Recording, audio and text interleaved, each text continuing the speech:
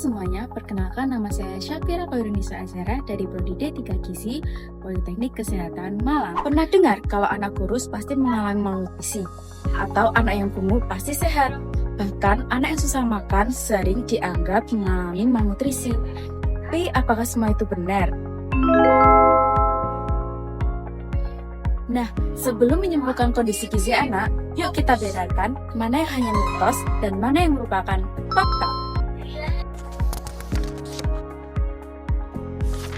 Malnutrisi adalah kondisi ketika tubuh mengalami kekurangan, kelebihan, atau ketidakseimbangan zat gizi. Jadi, malnutrisi tidak hanya berkaitan dengan anak yang kurus saja ya, tetapi kondisi gizi anak berbeda secara menyeluruh.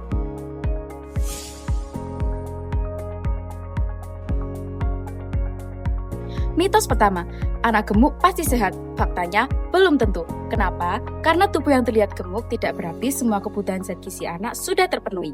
Anak tetap membutuhkan makanan yang beragam dan bergizi seimbang agar kebutuhan gizinya terpenuhi.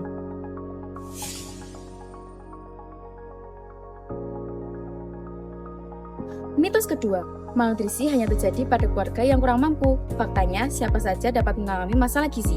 Kenapa? Karena kondisi gizi tidak hanya dipengaruhi oleh ekonomi, tapi juga pola makan yang tidak seimbang dan kondisi kesehatan anak.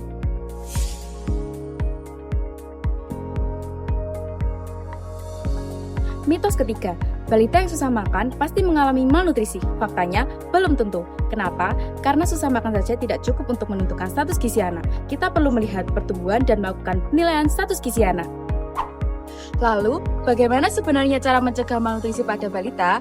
Pencegahan tidak hanya dilakukan ketika anak sudah mengalami masalah gizi, tetapi bisa dimulai dari makan sehari-hari dan pemantauan pertumbuhan pada anak. Yang pertama, berikan makanan yang beragam dan bergizi seimbang. Balita membutuhkan berbagai zat gizi untuk mendukung pertumbuhan dan perkembangannya. Oleh karena itu, makanan anak sebaiknya tidak hanya mengandalkan satu jenis makanan. Contohnya, dalam satu kali makan, orang tua dapat memberikan makanan pokok seperti nasi, kemudian dilengkapi dengan lauk sumber protein seperti telur, ikan, atau ayam, ditambah sayuran dan juga buah. Sumber protein juga penting karena berperan dalam pertumbuhan dan pembentukan jaringan tubuh anak. Jadi, jangan hanya membuat anak kenyang, tetapi perhatikan juga kualitas makanan yang diberikan. Selain memperhatikan jenis makanan, pemberian makan juga perlu disesuaikan dengan usia, kemampuan makan, dan kondisi anak. Misalnya, makanan untuk balita perlu memiliki tekstur yang sesuai dengan kemampuan anak. Orang tua juga dapat memberikan porsi yang sesuai dan membiasakan jadwal makan yang teratur. Langkah berikutnya adalah melakukan pemantauan pertumbuhan secara rutin. Pemantauan ini penting karena perubahan pertumbuhan dapat menjadi salah satu tanda bahwa kondisi anak perlu diperhatikan. Orang tua dapat membawa anak ke posyandu untuk melakukan penimbangan dan mendapatkan pemantauan pertumbuhan secara berkala. Jadi, jangan menunggu anak terlihat sangat kurus atau mengalami masalah terlebih dahulu.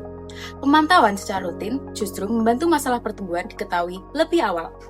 Orang tua juga perlu memperhatikan perubahan pada pola makan dan kondisi anak. Misalnya, anak terus-menerus mengalami kesulitan makan atau terdapat perubahan pada pertumbuhannya.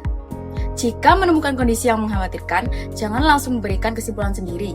Sebaiknya konsultasikan dengan tenaga kesehatan agar kondisi anak dapat dinilai dengan tepat. Jadi, mencegah malnutrisi pada balita dapat dimulai dari hal yang sederhana. Berikan makanan yang beragam dan bergizi seimbang. Sesuaikan pemberian makan dengan kondisi anak. Pantau pertumbuhan secara rutin dan segera cari bantuan tenaga kesehatan jika terjadi masalah. Karena status gizi anak tidak bisa dinilai dari hanya apakah anak terlihat kurus ataupun gemuk. Kita perlu melihat pertumbuhan dengan kondisi anak secara menyeluruh. Yuk lebih peduli dengan gizi anak dan selalu cari informasi dari sumber yang terpercaya.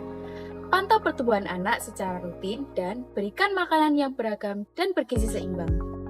Karena setiap anak berhak tumbuh dan berkembang dengan baik. Terima kasih sudah menonton video edukasi dari saya. Sekian dan sampai jumpa.